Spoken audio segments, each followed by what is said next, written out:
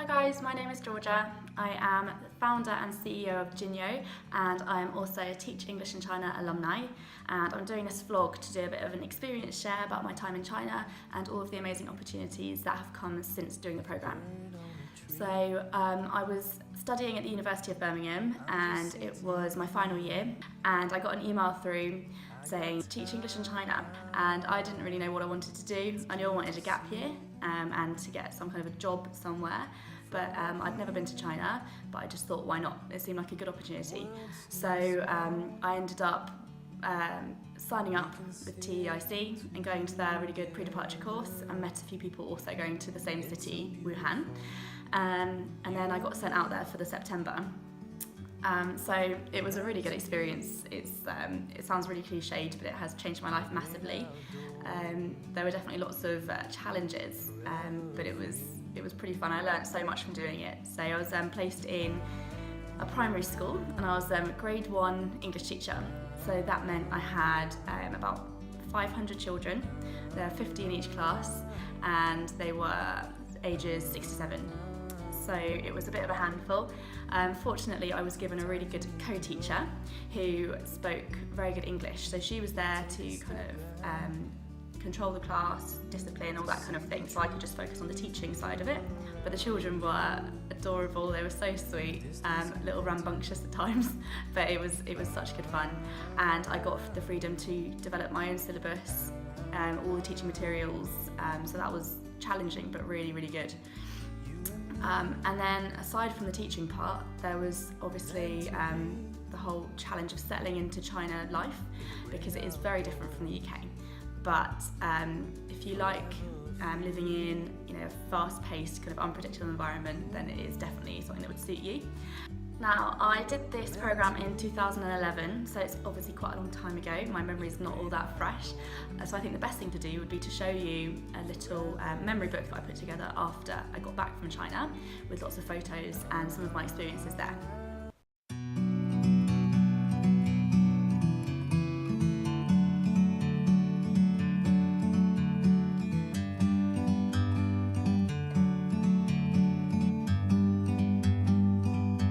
Like a bird on a tree, I'm just sitting here. I got time,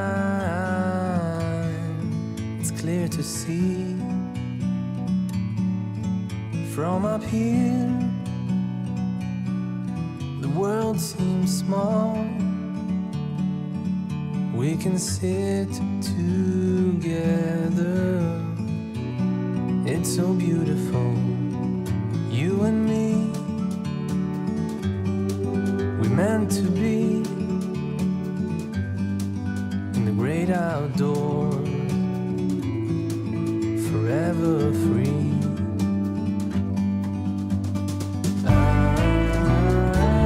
So the programme itself was an amazing experience, but I think what has been even better than that are the opportunities that have arisen since then. So basically, in brief, I finished the programme in the summer, came back to the UK thinking that I might want to go into teaching generally. So I did a year in an English primary school as a teaching assistant, and during that time I just kind of figured out that that probably wasn't the right thing for me. It didn't really feel like the right kind of career path at the time. So in the end I was racking my brains thinking, what could I do next? And obviously my journey with China hadn't quite finished, so I decided to go back just to learn Mandarin. So the first time round I learned a little bit kind of conversational spoken Chinese, but nothing more than that. I then did some research about where I wanted to go, and I chose Xiamen, which is opposite Taiwan on the coast of China. It's so beautiful, you should go if you get a chance. And yes, so I went back there to learn Mandarin, and I spent about a year and a half doing that. And whilst I was there, I had also had some crazy opportunities. I became a hair model for a time. I was the face of a Chinese mattress company's advertising campaign. How random is that? And just these crazy things happen in China that would just never happen here in the UK, and you have just to kind of go with it. But yeah, so since then, I came back to London having secured my HSK level 6 in Mandarin, and then I started working in property and investment consultancy for the Chinese market, which was again a really good experience. Did that for a couple of years, but since then I have actually quit that full-time role to found my company, which is called Jinyo, and we are essentially an expat lifestyle and culture platform for Chinese people living in the UK.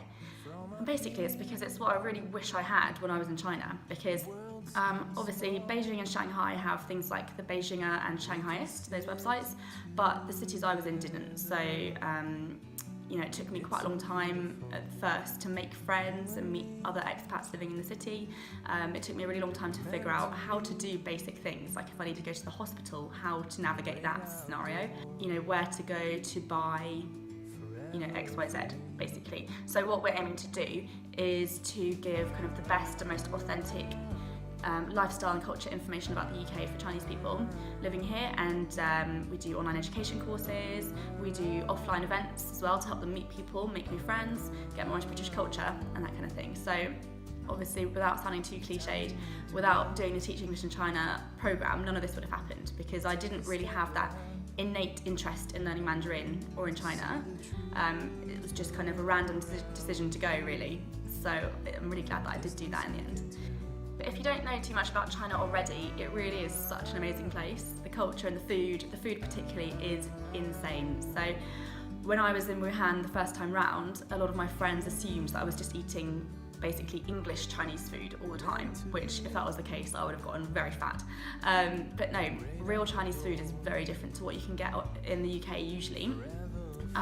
Like one of my favourite things is hot pot. So if you guys haven't tried that, you basically get a big pot with like a broth inside. You can get spicy or you can get something plainer, and then you can order loads of raw stuff like sliced meat, so really thinly sliced beef and lamb. You can get potato, you can get all sorts of vegetables, and then you put it into the broth, cook it yourself, kind of like a fondue but healthier maybe. But it's just, it's so good. And there's kind of Chinese barbecue, there's all sorts of things. And then the best thing about China is the fact that it's so massive. Every different area in China has its own type of food, type of cuisine, and from what I've had so far, it's delicious. Obviously, as you guys all know, the Sichuan area is super spicy. Where I was in Xiamen, it is really good for seafood because it's its own little island. But yes, this is something that you guys can all discover when you go. And I also mentioned the fact that I love Chinese culture. Chinese people are some of the most welcoming and warm people I've ever met. I have some best friends still from my time in Wuhan, from my time in Xiamen. I went back to China last year, which was the first time that I've been back in 2 years, and I didn't go to a single hotel because I'm so fortunate to have lots of lovely friends there who were willing to lend me a couch or a spare bedroom, and they wouldn't have it any other way. They would honestly be really offended if I'd chosen to go to a hotel instead of staying with them. So they're just like the best hosts, and just once you know them, you're basically part of the family. So it is really amazing, and they're always really willing to teach you things about Chinese culture. They're so proud of their heritage as well. So if you do go, make sure you grab that chance to make lots of Chinese friends, because they will give you the best insight into the real Chinese culture. They will cook for you, they'll take you around, show you the sights. Yeah, it's definitely not something to be missed. If I had to give some advice to people who are on their way out to China for the first time, I would say it would be best to try and learn some basic Chinese before you go, because no matter what you do, you will be pretty confused 24/7 for a while, because obviously it's such an alien language.